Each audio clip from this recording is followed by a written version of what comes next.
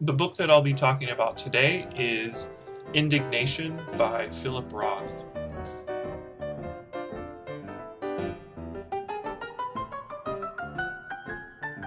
So Indignation is one of Roth's last works, and it's kind of characteristic of the writer's changes in style during the early 2000s. So he had this set of novels that were published in the 90s, like American Pastoral or Operation Shylock. Unlike those, Indignation is quite economical, it's fast-paced, and it's focused on youth rather than characters who are in their old age. To be honest, I was really surprised when I started reading this book. I was caught off guard that it read so easily and so quickly. So much so that I was surprised that the Philip Roth that I know, the Philip Roth of American Pastoral, wrote this book.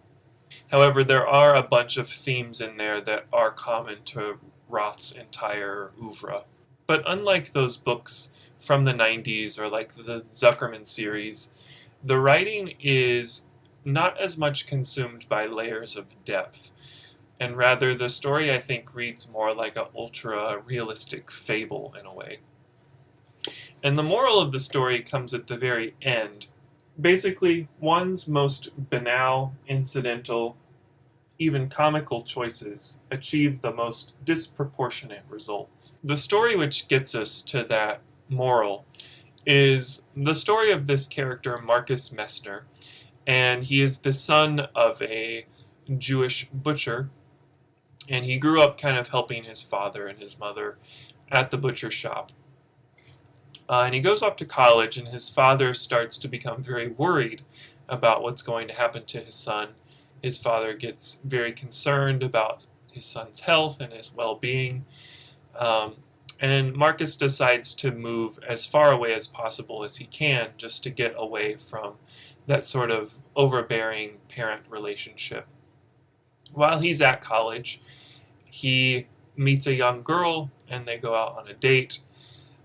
Some stuff ensues. He learns a little bit more about her, and he gets kind of stuck in his own mind about how to proceed with the girl, how to continue living at the college, which he's not really getting along with a lot of people at the college, including the dean of students. And eventually everything culminates into a huge snowstorm at the end of the book, that there's a riot that breaks out with a lot of the students. They go out and it begins as a snowball fight, but it gets kind of violent.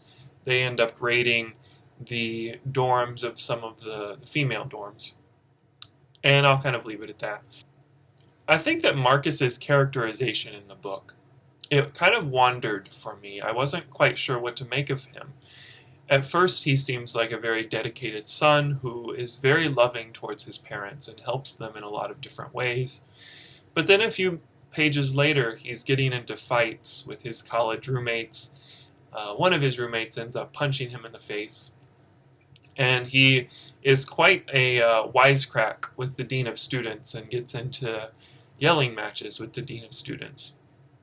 So his actions and his inner monologues seem relatable at times, but then different actions are completely outside of this expectation that you've built for the character.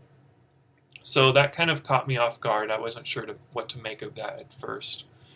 And also, like I mentioned before, this novel reads very easily and kind of simply, and it was that simplicity that really struck me. In a way, the book to me kind of read like a YA novel. The sentences are kind of short and easy to relate to, easy to understand. The subject of the work is a young adult.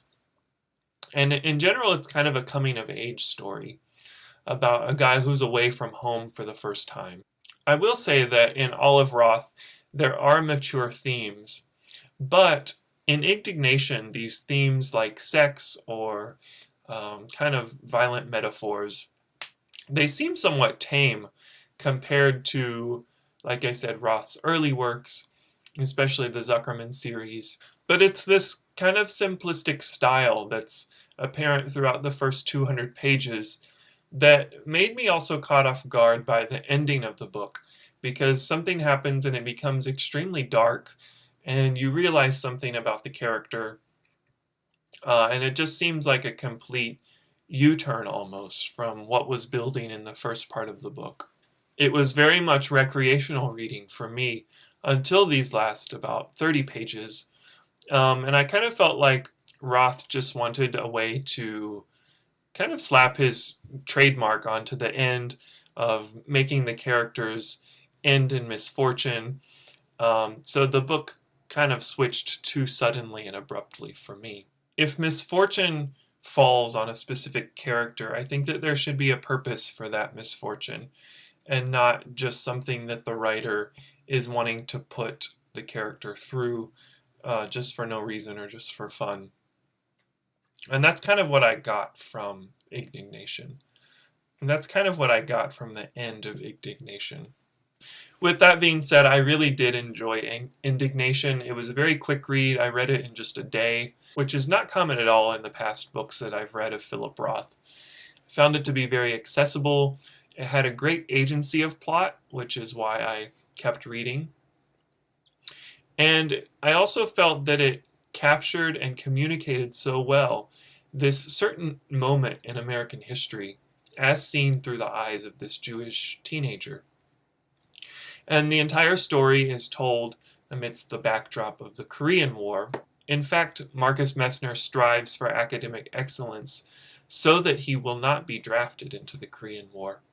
So I found a lot of that information really interesting in how it portrayed this certain aspect of kind of a general nationwide collective unconscious. So while I do think that this book is very accessible and quite enjoyable, part of me thinks that I would recommend some other books by Philip Roth if you're wanting to start out reading some of his works.